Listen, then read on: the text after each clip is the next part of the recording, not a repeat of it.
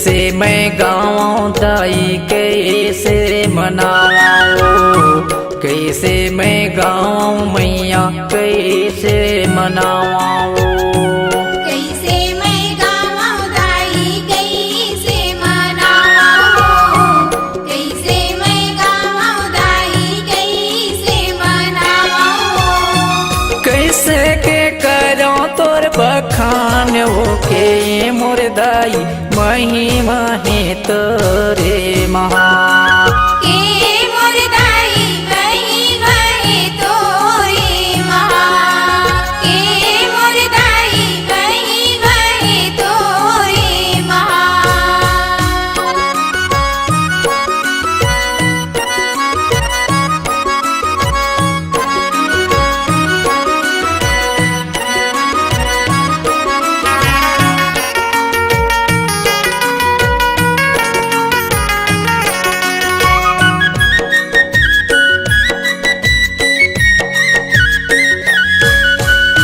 शारद शेष मैया पार नहीं तो पावे वो, शारद शेष दाई पार नहीं तो पावे वो।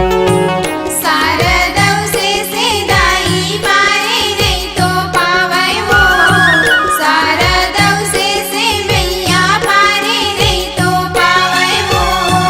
जाना थे सकल जहान हो, के मोर दाई महिमा है तोरे महा। जाना थे सकल जहान हो। के मोर दाई महिमा है तोरे महा, के मोर दाई महिमा है तोरे महा। कैसे मैं गाऊं दाई कैसे मनाऊं, कैसे मैं गाऊं मैया कैसे मनाऊं। कैसे मैं गाऊं दाई कैसे मनाऊं, कैसे मैं गाऊं दाई कैसे मनाऊं।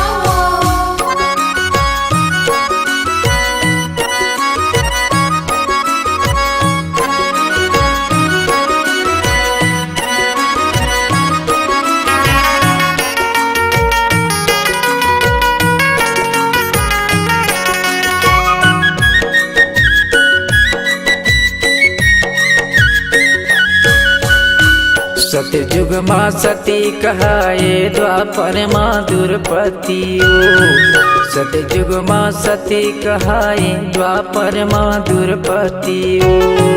सतयुग माँ सती कहाए द्वापर माँ द्रौपदी वो, सतयुग माँ सती कहाए द्वापर माँ द्रौपदी वो। त्रेता माँ सीता तोरे नाम हो, के मोर दाई महिमा है तोरे महान। त्रेता माँ सीता तोरे नाम हो। के मोर दाई महिमा है तोरे महान, के मोर दाई महिमा है तोरे महान। कैसे मैं गाऊं दाई कैसे मनाऊं, कैसे मैं गाऊं मैया कैसे मनाऊं। कैसे मैं गाऊं दाई कैसे मनाऊं, कैसे मैं गाऊं दाई कैसे मनाऊं।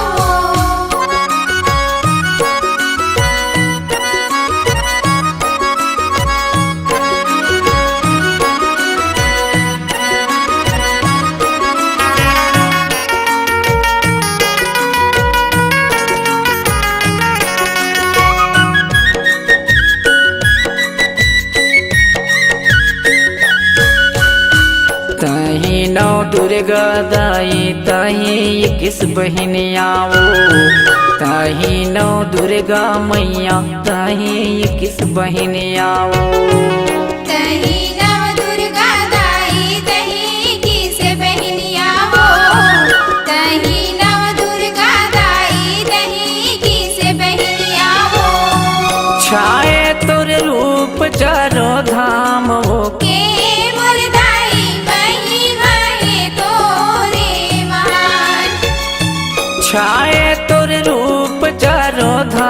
वो के मोर दाई गई गए तोरे महान के मोर दाई गई गए तोरे महान। कैसे मैं गावां दाई कैसे मनावां कैसे मैं गावां मैया कैसे मनावां कैसे मैं गावां दाई कैसे मनावां कैसे मैं गावां दाई कैसे मनावां। कैसे के करो तोर बखान वो के मोर दाई महिमा है तोरे महान के मोर दाई गई गए तोरे महान के मोर दाई गई गए तोरे महान। के मोर दाई महिमा है तोरे महान के मोर दाई गई गए तोरे महान। के मोर दाई महिमा है तोरे महान के मोर दाई गई गए तोरे महान। के मोर दाई महिमा है तोरे महान।